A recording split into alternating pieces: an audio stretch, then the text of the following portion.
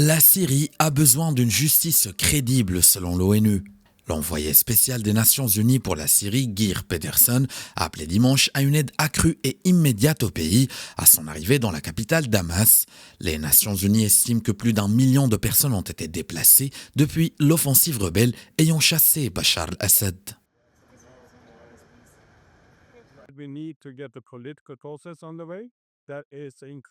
Nous devons mettre en place un processus politique qui soit inclusif pour tous les Syriens. Ce processus doit évidemment être mené par les Syriens eux-mêmes. Nous savons tous que la Syrie traverse une énorme crise humanitaire.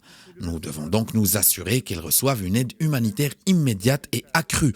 C'est extrêmement important.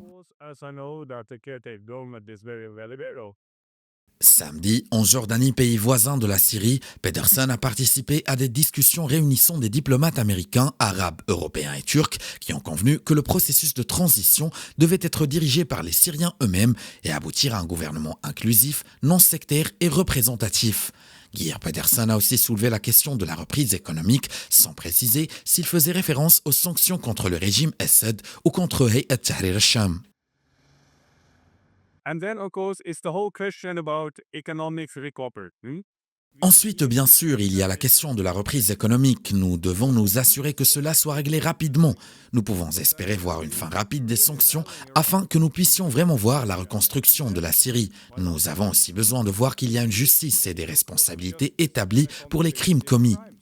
And we need to make sure that that goes through.